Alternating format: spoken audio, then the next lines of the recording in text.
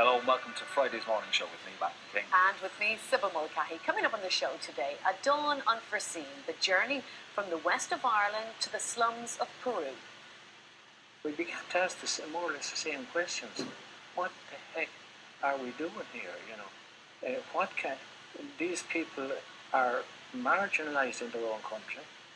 A former priest shares his experiences of being sent to Peru to convert and becoming the converted. And there are forced to be reckoned with. We'll be meeting the female European boxing champions who are following in the footsteps of Katie Taylor. And from the Sesame Street crew creating their own music video to what life would be like if we lived in the 60s, we'll have this week's top YouTube hits. And I take a tour of one of the finest 18th century neoclassical buildings, the casino in Murray. The door itself actually has a secret of its Oh, really? It does indeed. With William Chambers, he multitasks. The urns are chimneys, the columns are drain pipes. Yeah. And here, this door, believe it or not, Martin, is actually a window. Okay, so we come through the window. We come through the window. But first, a journey from the west of Ireland to the slums of Peru. The former priest and mailman who joined the missionary organisation was sent to Lima, the capital city of Peru, to spread the word of God. But he soon discovered their situation could not be helped by messages about faith. They just needed help to survive the depths of poverty. They were friendly, they were warm, but they were wondering what the hell we were all about. And of course, we were there to indoctrinate them, to get them to learn the catechism and get married and receive the sacraments. But they were in a big hurry. They were living in bamboo shacks, and we would be for telling about the next life and the afterlife and our destiny. It might be some Christians might be telling them, the poor you have always with you or whatever. And that wasn't good news at all. I mean, the afterlife meant nothing to them at that stage. And we began to ask more or less the same questions. What the heck are we doing here, these people are marginalised in their own country. They have no rights whatsoever. They're second-class citizens. And I took the decision one morning. I have it in the book at the very beginning as I walked back, kind of tired on a summer's day, at 12 o'clock, the sun beating down, to take my decision to give myself permission to get married. And Luke and his wife of 42 years, Carmen, join us now on the morning show. Thank you very much for coming in. Thank you. Luke, you were making this decision back in the 60s when you decided you were going to take a wife. So how did your bosses take this news? Not too kindly. No. Yeah. Did they ostracize you? Did they banish you? There was a huge division of opinions in each congregation. Mine was the Carmen Fathers. It was not unique to the Carmen Fathers, of course, all organizations, about what to do in this situation. Talking about the afterlife or destiny or anything like that was not the message that they wanted to hear or would listen to. These were people in desperate need and marginalised. So we were divided as a group. We argued about pastoral life, and those who were my friends in the reformist camp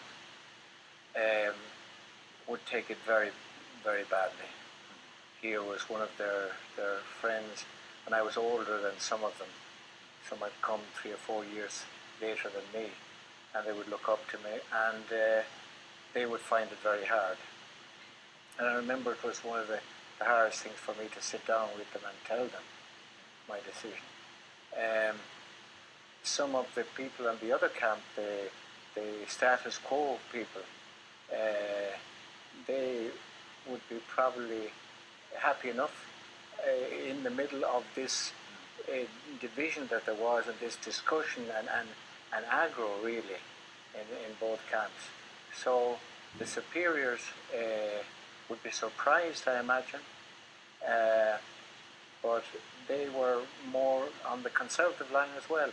Okay. So maybe I don't know exactly what they call it, but the church in general the attitude of the Roman clerical setup to people like me who decided to leave for whatever reason, to get married or whatever. They just saw us after that as a cause of scandal.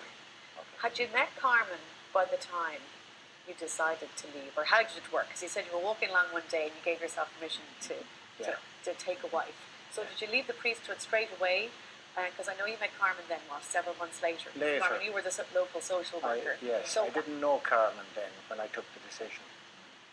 So when you met Carmen, were you a lay person at that stage? No, I was still in the parish, thinking of making my way gradually. I was in no rush to do things, but I had given myself the permission to get married, and so we decided to do it. But I had to do it right, because we're very committed with the people, and it had to be done in a sensitive way. It must have been difficult then, Carmen, to start the relationship then. I mean, back then, I mean, what were people saying to you? Were they kind of shunning you, or? What happened was really, I was so happy working there because I was looking for this part-time job to be close to the people with women groups. I went back to do another 2 years of social science part-time. So I was delighted with this job. And the two priests that they were there, Luke and Mike, were very good. And we were making a good team, with the people. And at the end, I didn't know what was going on in Luke's mind. And once he told me that he was, taking this decision probably to leave, and he wasn't sure about staying, but we were going to Ireland. And then I still didn't know, anything related with me.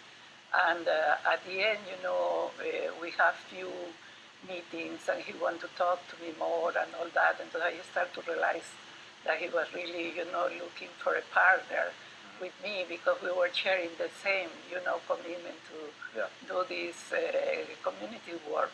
Because at the end, the people were very happy with the two of us, and he really did the last mass, and I was present there.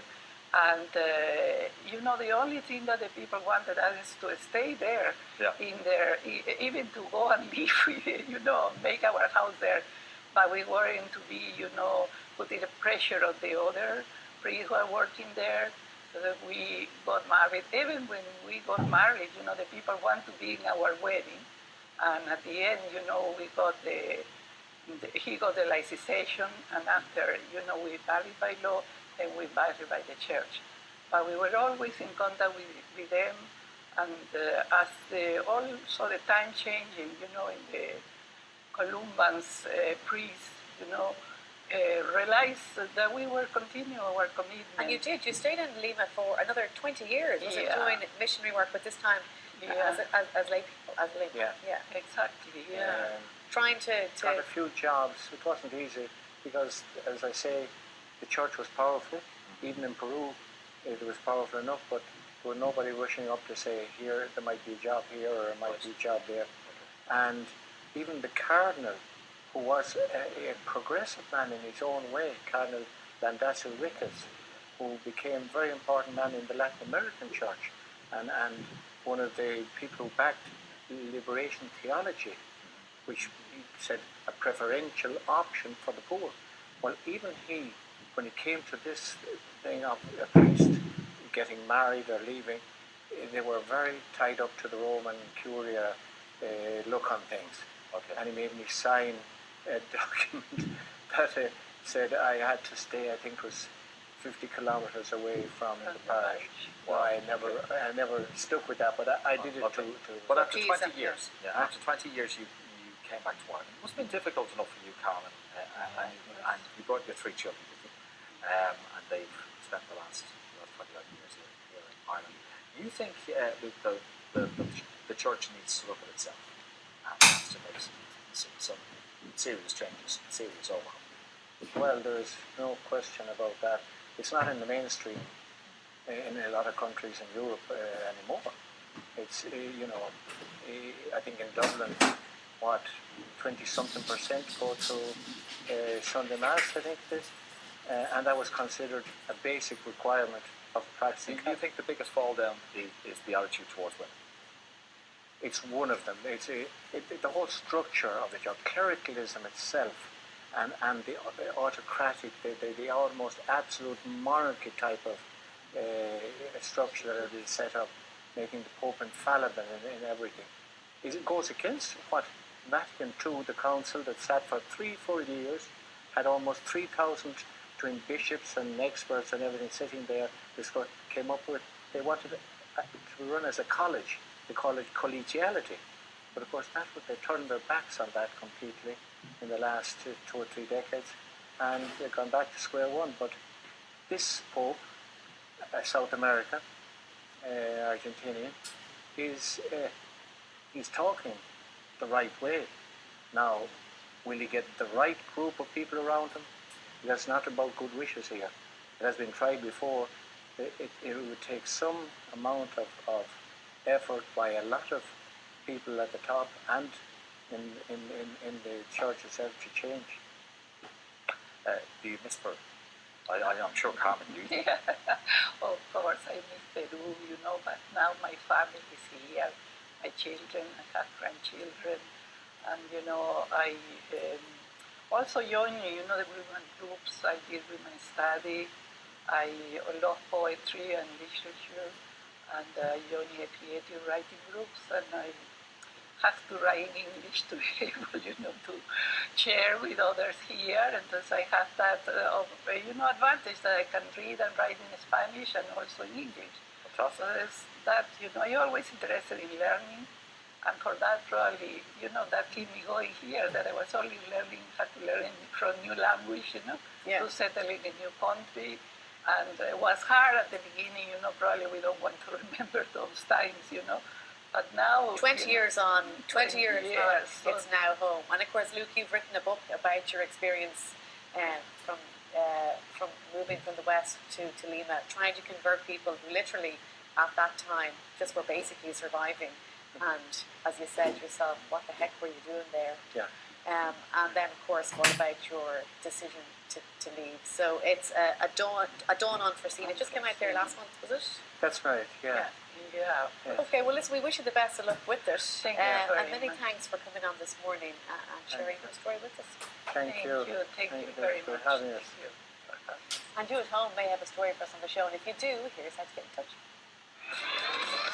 If you've got a story you'd like to share, or if you'd like to get in touch with the show, we want to hear from you. You can email us at themorningshow@tv3.ie. Find us on Facebook at www.facebook.com/TV3 Morning Show. You can talk to us on Twitter using the hashtag TV3MS in your message, and you can follow our Twitter stream at TV3 Morning Show for updates on features and competitions. However you get in touch, we'd love to hear from you. After the break, the young squad of female champion